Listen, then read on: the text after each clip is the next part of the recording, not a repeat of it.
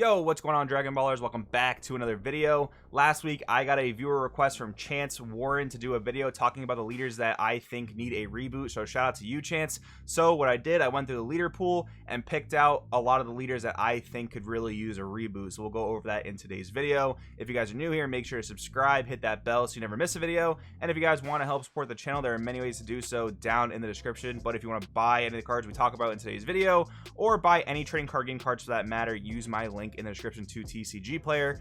Really does help out a lot. We'll get into it. Quick disclaimer, I'm not going to pretend to like be the perfect balance guru and know how to balance each and every one of these reboots, but I will give my opinions on how I think they could be rebooted. If you guys have any opinions of your own, leave them down in the comments. Maybe we can figure out how to reboot these leaders together. But anyways, let's get started with the first leader. Pan has got to be one of the most widely requested leaders for a reboot, alongside another leader we'll talk about in just a minute. Most of these leaders that I think should be rebooted have very interesting gameplay concepts. They're just kind of outdated as far as like the current metagame goes. Pan's concept is when you play a card, it gains 5k, and then if that power threshold is 20k or higher, you draw a card. So back in the day, Pan was a very good leader. It was even solid rogue like maybe 5-6 sets ago, way past its prime, right? It's always kind of been in there, and it has a cool concept. You play guys, you boost their power, and if their power gets big enough, you draw cards. What's the main downside of this leader? Well, I gotta say probably two things. One, not drawing on the unawakened side unless you're able to play a battle card. So that means on your turn one, usually going second, you're not really going to be able to draw because there's not really going to be many one drops you can play to meet that power threshold. So that's one of the things. The second thing is probably the lack of inherent self-awaken. We're kind of at a point in Dragon Ball Super now where decks don't really play cards for the sole purpose of like taking their own life and self-awakening. Either your leader does it or your deck is just perfectly fine with you playing at high life, and you don't really play a lot of cards that proactively take life. Back in the day though, Pan used to play tons of cards like this, like Intensifying Power Trunks, Sankava, stuff like that. But nowadays you can't really afford to play cards like that because the other cards in your deck have to be just so high quality. So if you're kind of bogging your deck down with cards like that, you're kind of already like, losing the deck building contest, right? So how can we make Pan better? I feel like if you just slapped a draw effect on the unawakened side of the leader, it could actually end up being too strong. So maybe an activate main where you can just take a life once per turn. Maybe that would be a good way to do it, so at least you can get flipped more quickly. That paired with an untap 2 is actually pretty strong. Untap 2 is a very powerful awaken effect that we don't really see all that often. So I think maybe I would add some sort of self-awakening ability to the leader. Again, I think adding a draw on the unawakened side would be a little too strong. And the backside I think could generally be the same. Like they usually like to add an additional like minor effect to reboot leaders just so they're not like carbon copies of the original thing. So maybe some sort of like minor added bonus on the awakened side would be cool, like maybe something that minuses something by 5k, just because that's within the realm of red, and that was really popular when this leader kind of came out. So that'd be the way I kind of approach rebooting Pan. Then we have Goku Black, which is probably the other most widely requested leader for a reboot. So this leader's whole gimmick is that he ramps himself, and he has been errated to say that you cannot use any other ramp effects if you use his ramp effect. Awaken at 4, draw 2, and the backside has nothing to do with ramping. During your turn, if you have 2 or less life, this card gains 5,000 power and double strike. And it's funny, this card's so old that it explains what double strike is. And then when this card attacks, draw 1. So how would I go about rebooting this leader? I think this one is pretty tough because ramping can be a very powerful effect in Dragon Ball Super, but I think I would just take a page out of SS4 Vegeta's book and just add a draw 1 on the unawakened side. One of the main problems with Goku Black is that you have absolutely no hand until you're able to get awakened. So I think what I would do is add a draw effect on the unawakened side, and I think that's relatively balanced because the leader says you cannot ramp with any other skills if you use his own ramping skill. I would definitely keep that clause on the reboot leader, right? So add the draw effect on the unawakened side, and then I would probably change the awaken to draw 1 and not draw 2, just for the fear of like this deck having way too big of a hand with also having a lot of energy. So I might do that, and then I'd probably keep a very similar permanent of having 2 or less life, gaining double strike. Kind of rewards you for taking a lot of damage or being risky and going to low life early. I think that'd be a pretty cool way to go about rebooting this leader. Then we have Fusion Warrior Super Saiyan Vegeta. If there was a third place runner-up for most requested, I think it would probably be this leader, right? So this leader's concept is that all Gokus and Vegetas gain red, blue, and green in all areas. So that's in your deck, that's in your energy, all that good stuff. One important thing to know though, when you combo a Goku or Vegeta, yes, they do count as all colors, but they don't fulfill the requirements for arrival, because in the rules, arrival checks the original color of the card you're comboing. So I don't really think we'd be able to make some sort of like a rival abuse type deck, right? But it is cool that you can play a lot of yellow Goku and Vegetas, and then they gain all the other colors except for black, right? So one thing this leader could probably benefit from is also the ability to draw on the unawakened side. Basically, all it can do now is mill a top card of your deck and gain 5k if it happens to be a red card. So that's not really all that great. This leader actually got really good support. I believe it was from the anniversary box before last, where now it kind of has like this glass cannon type of combo that if you can resolve it on turn 3, you're gonna be able to put on a lot of pressure. It's very, very inconsistent though, which is part of why it's a glass cannon, because the leader has like no inherent draw power with anything that the leader does.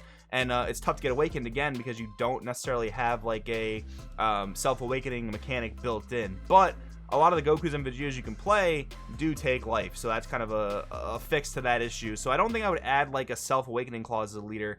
I think I would add an ability to draw on the unawakened side just so you can have a decent hand size.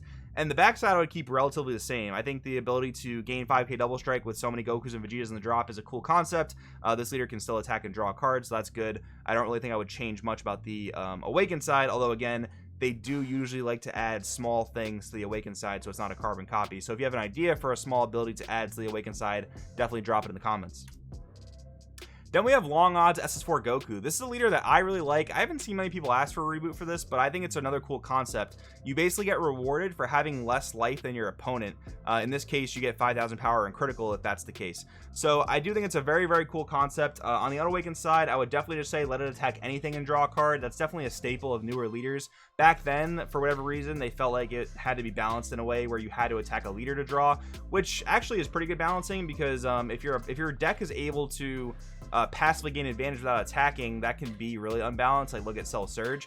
But still, I think this can just be made to attack anything, because a lot of times all you're going to be able to attack, at least in the early game, is your opponent's leader, right? So as far as the awakened side goes, I'd probably just add more to this permanent where you gain 5k, you gain crit, maybe on attack you rest a battle card, or maybe you gain 5k double strike and critical. That'd be pretty sweet. I think just making this some sort of like good generic yellow leader would be very, very interesting, because we know that Icarus kind of fell down from being the top automatic best yellow leader. So if there's something generic like that where this leader could hit really hard and still play a lot of yellow staples like Power of Super Saiyan, Bergamo, stuff like that, I think that'd be pretty cool. Then we have Brienne de Chateau. So this is the only U2 leader in the game, and it's really just never been good, unfortunately. You don't really need to play a U2 leader to play the U2 stuff, but it would be nice if the players that wanted to play a thematic version of the deck had a leader to go with, right? So the unawakened side of this leader says, when this card attacks a leader card, look at the top 2 cards of your deck, choose up to 1 maiden squadron among them, add it to your hand, then place your main cards at the bottom of your deck. So what I would change there is I'd probably change it to a top 5 search, add a maiden squadron, and then shuffle your deck, because sometimes putting cards to the bottom can really be a hindrance, like putting super combos to the bottom or putting key engine pieces to the bottom. And then the awaken, I'd probably change to an untap 1, draw 1. I think with green you need that kind of untap 1, if not untap 2, but I think untap 1, draw 1 would be fine. And the backside of the leader says, activate main once per turn if a Kakunsa and Rosie are in play in your battle area, choose one of your opponent's battle cards and KO it. That's actually not a bad effect, especially considering today where there are a lot better Kakunsas and Rosies. Like Rosie's a staple of Cell Surge. There's a really good Kakunsa negate that costs 2 and pops anything. I would maybe change it to only require one or the other instead of both, just to make it a bit easier to use. And then attack, draw a card, I would obviously keep that the same. Then we have Full Power Son Gohan. This is one of my favorite leaders of all time. This leader saw some experimentation in the Set 1 days, but it's definitely fallen off since then, obviously. So the cool thing about this leader is when this card attacks, if you have more life than your opponent, draw 1. So it gives you the ability to get rewarded if you're staying at a high life total.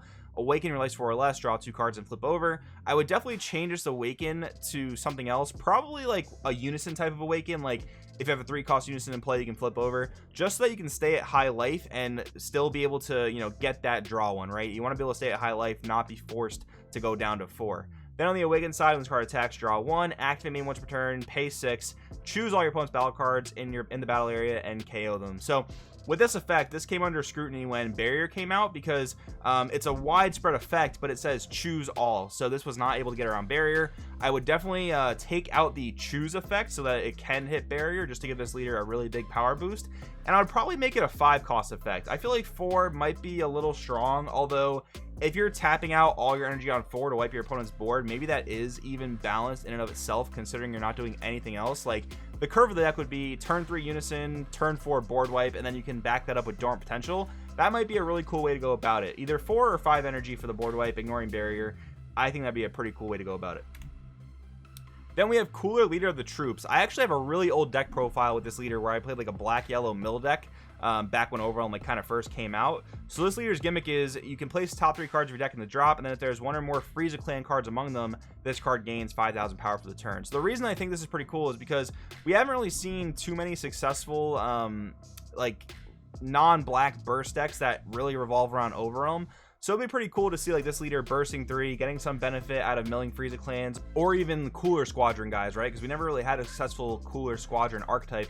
Then Awaken your life 4 or less, draw 2. I'd probably change it to untap 1, draw 1, because I think you will need a bit of excess energy with a leader like this. And then on the Awaken side, activate once per turn, same thing, place up to 3 cards, top your deck in the drop. Then if there's 1 or more Frieza Clans, this card gains 5k for the turn, and then attack, draw a card. So I forgot to mention, I'd also probably add an attack draw on the Unawakened side, just so that this leader could, you know, have a hand.